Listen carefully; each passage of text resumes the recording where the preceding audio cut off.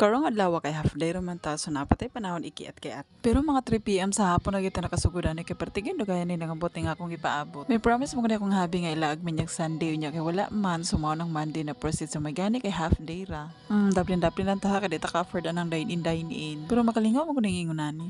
Diri napita nag-milkshake mo daw kunuhay ta paborito mo kuno sa akong bugoy. Pero talagsara mo kuno siya palitag ingunani kay dili mo gud pud maayo nga permanente ingunani. Nag-imagine lang ko sa unang panahon di kita ka afford og mga ingunani wala pa ni siya nauso sa unang panahon oy karon pati na makindaghan na. Og tungod tingali sa kadaghan na maligya mo nang naana pa yung mga barato. During the beta wala lang tanaw-tanaw lang gid akong habis sa mga menu nakita niya nga naa day rice with pancit canton so ning order gid silang duha. Human sa mong pagkiat-kiat tiring dapita so nakadesisyon ko nga mohapit sa mi og mall. Pero usa ra gid atong tuyo tiring dapita kani ra gyung haplas. Ang tinuod dugay-dugay na kita wala ka gamit og lotion kay nga atong lotion haplas na lang gyud murag halos tanang klase sa haplas na sulayan na nato. Wa gani nakanindot ani magsuroy-suroy ta sa mall ba og hapit ng December kay daghan kitag makita mga Christmas lights. Lahi ra gyud ang feeling pag makakita tag mga ingon ani kay feel na gyud nato ang Pasko. Unya kaning marites ta so naabot ta puta di ari. Sabta lang gini nga ako ang videographer ha elementary pag gid taon ni. Naabot kita diring napita kay gaplano mangguko nga mopalit kog kabinet para sa akong mga sinina kay nawakwak na gito nga mo ang kwarto. Pero igora taning lantaw ha.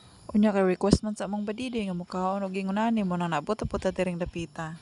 While waiting sa atong driver nang marites sa Minduha di ari. So wala gyud mi na kontento nagbaklay-baklay gyud ming duha kay pertigyon gaya sa amo ang driver. Kaning orasa kay hapon-hapon naman ning action na gyud kalando nga palibot unya wa po ta nagdahom nga ingon ani kanindot tiring lugar. Ug moagi po ta tiring dapita mahuna-unaan nato sa unang panahon nga nagpuyo mi daplin sa dagat. Unya sa unang panahon maayo po daw kunuhay ta mo langoy pero karon di na gyud masilbi di na kita kadaw sa tuang lawas. Hanga mo mong gipuyan sa unang panahon hawan manggut siya mo nang makita gid nimo kung ting sunrise or ting sunset. Mo nang nindot kayo ang feeling pag makaagi ko diring dapita kay naa ko siya meaning para sa akoa. Wa gyud damha nga makaabot ta diring dapita lahira mo gud ang feeling oy pag makasuroy tag dakong mall bisag wa tay paliton. Kiat-kiat lang gini nga mo aha. Kasagara pag makalaag mi diring dapita mo palit jud mi og bread sa Steven sulod sa Gaizano lami mo gud ang ilahang bread nya barato pag yun. Nakanindot pa ni ilahang store di ari no kay dako kayog parking area tungod tingali kay walay mga tapat nga dagkong mall. Dili ra gyud ka siya samok og magpark ta og mulakaw na ta. You know guys talagsara gyud mi sa akong habi mag-uban pag moanhig mall kay maglagot magkukuan niya usahay kay gusto magud mo uli dayon. Ingon ana gitingali na kasagara pag lalaki no kay lahira man mga babae gusto mo ko malingaw og mga ingon ani. Pero kasagara pag maglaag kog ingon ani di na lagi ko magdalagdaghang kwarta ha kay murag mahurot gyud. Sa mutuo kag sa dili usag gyud ni kapaagi nako nga makawala sa stress. Kanabitang malingaw kag lantaw-lantaw sa palibot bisag wa kay kwarta. While nagunaon nami unsa among sudanon so naa naman ta diri sa sulod so nagtanaw mi kung sa amo ang angay sudanon.